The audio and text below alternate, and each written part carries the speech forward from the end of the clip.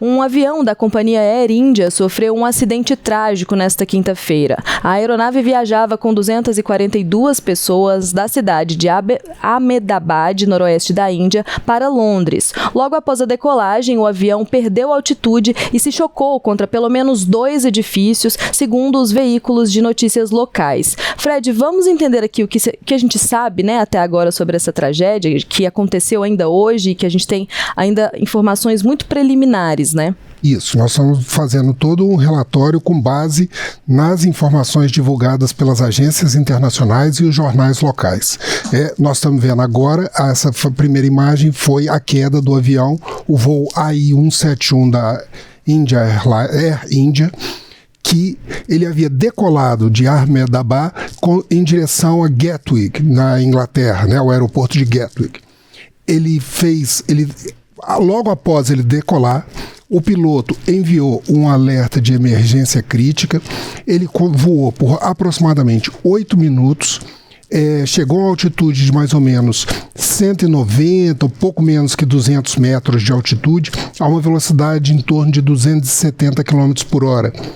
Nesse momento ele começou a descer numa velocidade de 140 metros por segundo, colidiu com 2 edifícios. Um deles, o BJ College Medical Hospital, que é uma universidade da Índia, uma universidade pública de medicina, atingiu o refeitório dessa universidade, que é anexo a um hospital geral. Né? Os primeiros 35 corpos localizados, informados pela agência de resgate da Índia, identificou com pessoas desse prédio, né? Não como integrantes do voo que tem. Né? São 242 pessoas, sendo 12 tripulantes, a maior parte indianos e britânicos. 7 deles portugueses, que, segundo a informação de Portugal, seriam indianos com nacionalidade portuguesa. E um canadense. Agora, quando a última informação da mídia local é de que todos os ocupantes do avião teriam morrido nessa colisão. Não foi confirmado ainda, né? Eu não tenho ainda a confirmação das autoridades locais. São informações das agências de notícias e da mídia indiana de que não haveria sobreviventes. Por ser um acidente que aconteceu muito recentemente, né, são poucas horas aí desde que infelizmente esse avião caiu, a gente tem poucas informações, tanto a respeito, né, informações oficiais, né, Fred, tanto a respeito do número de mortos, e até a respeito da dinâmica, né, desse acidente. A gente tem o que a gente viu, a gente tem essas dinâmicas que são mais fáceis de traçar por conta de tecnologias ali que estão rastreando o funcionamento desse avião, mas a questão de por que ele aconteceu, de qual foi a falha que levou, né, a essa queda, a gente ainda não tem essas informações, né? Não, ainda não foi divulgado, é muito cedo, né? Esse acidente ocorreu há poucas horas, né?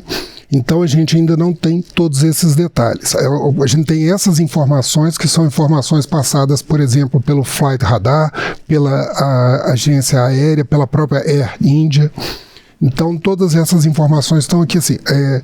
Nós temos um mapa do local que dá para a gente ter uma circunstância, né? Só para que vocês tenham uma ideia. Repetindo, aqui é o aeroporto, né? Ele decolou da pista 23. Esse percurso foi em torno de 8 minutos até ali o Civil Hospital de Ahmedabad.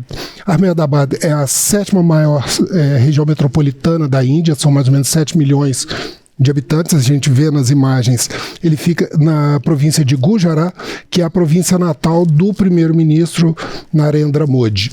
Né? É uma região, é uma cidade muito populosa, é uma região, caiu numa região urbana de grande movimentação, num momento de circulação de pessoas, por isso que a gente não tem ainda como fechar o número de vítimas.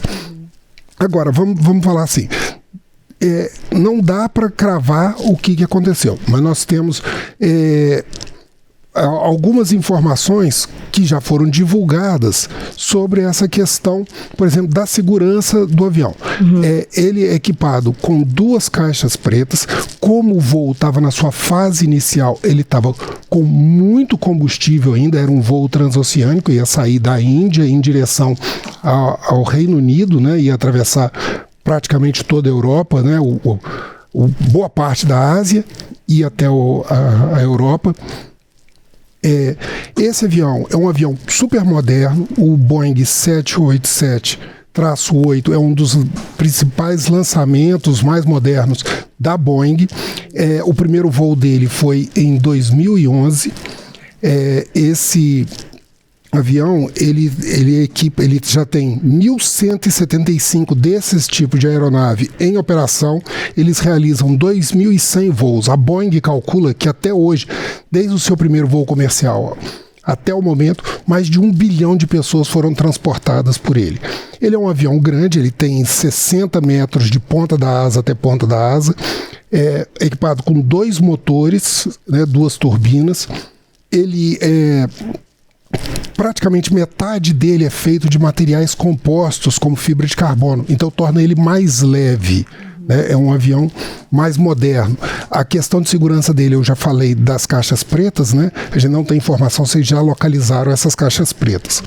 Mas, além disso, ele tem uma tripla redundância de comandos para garantir a segurança, ou seja, caso o piloto falhe, há mais 2 mecanismos de segurança eletrônicos para garantir isso daí, fora uma série de outros sistemas. A Boeing e a General Electric, que é a responsável pela construção dos motores, já se posicionaram, disseram que estão iniciando as investigações, já montaram equipes de emergência para fazer esse levantamento do que foi feito, do que acontece. Normalmente, assim, né, o que motiva acidentes aéreos? Você pode ter problemas na aeronave, você pode ter problemas no aeroporto, problemas na manutenção, problemas atmosféricos, pode ter problemas externos, ou alguma colisão com ave, alguma colisão com algum objeto no ar.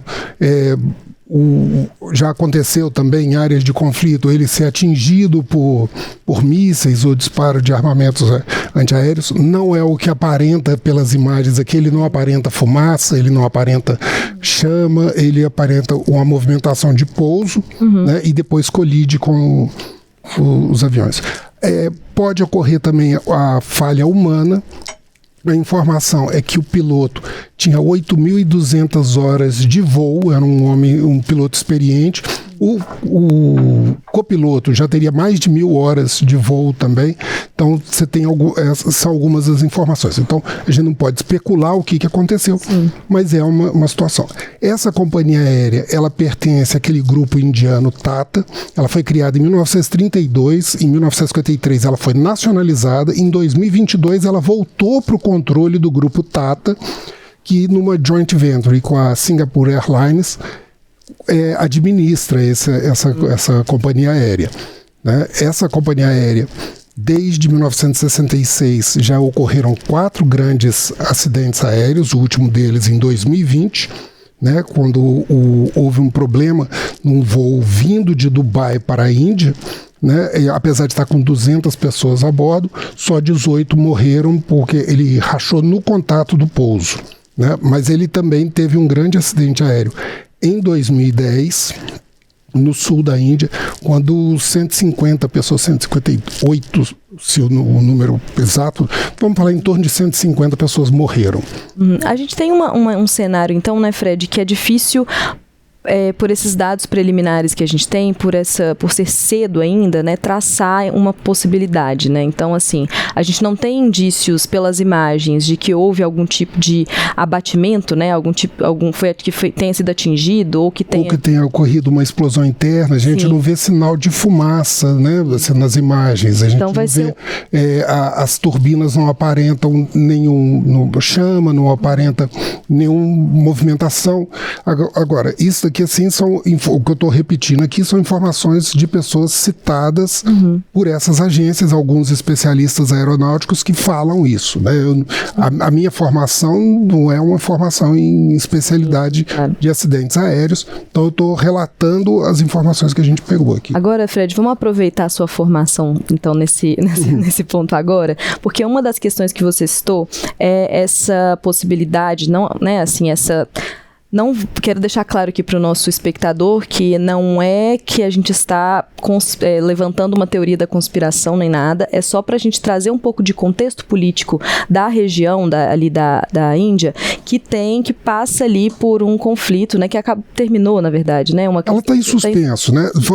A Índia, muito recentemente, no início desse ano, teve um conflito bem mais acima, ali a região sudoeste, mas na região mais noroeste da Índia tem a Caxemira, que é uma disputa pelo fornecimento do rio, de fornecimento de água do rio Indo, né, que abastece tanto o Paquistão quanto a Índia e é responsável por boa parte da economia do Paquistão. Houve um conflito de um atentado contra um centro turístico na região, morreram vários indianos, eu não lembro agora exatamente o número, mas isso levou a um conflito, inclusive com alegações de derrubada de aeronaves militares, né? Mas essa situação é longe dali. Você tem também um outro contexto político que é o questionamento. Por exemplo, há uma grande tensão religiosa. O governo de Narendra Modi é de maioria budista, né? Então ele... A minoria islâmica, que apesar de ser minoria, é um grupo de vários milhões de habitantes dentro da Índia, se não me engano, é a maior comunidade islâmica fora dos países árabes, né, em número de população. Então, há um conflito tenso disso, de leis que diminuem o acesso de direitos a essas minorias islâmicas, e há um confronto com relação a isso, e também há o questionamento ao estilo de governo do Narendra Modi, que é muito centralizador e por muitos considerado autoritário, né? Então ele você tem todo um contexto político em relação a isso. Mas é como você falou, nós estamos fazendo o painel político da Índia nesse momento, mas não há nenhuma indicação até agora, não houve nenhuma informação de que isso teria sido um atentado, né? Isso está sendo tratado pelas autoridades aeronáuticas como um acidente. A própria Air India fala de um acidente grave, né?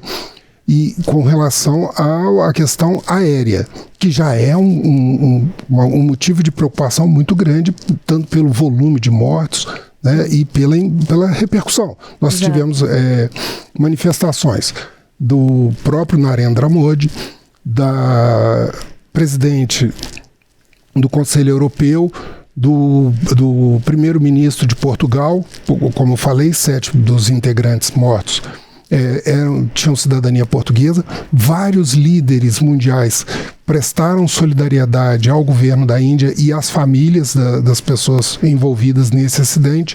Então, é uma apuração que ainda está em andamento, né? Essas são as informações que nós coletamos até agora, né? É um período que tem-se muita informação. Nós estamos vindo de vários acidentes aéreos desde o final do ano passado que tem chamado a atenção, né? Exato.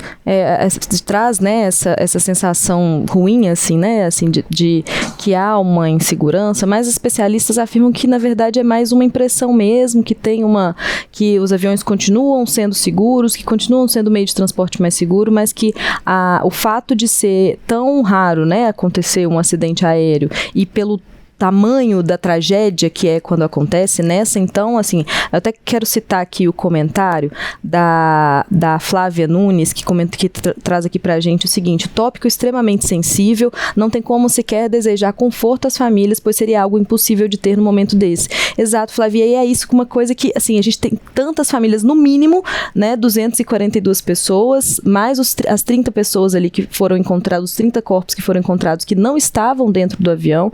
Então, Então, essas informações das agências locais que não há sobreviventes nessa tragédia. Então, assim, é difícil você falar, né, que não, continua seguro,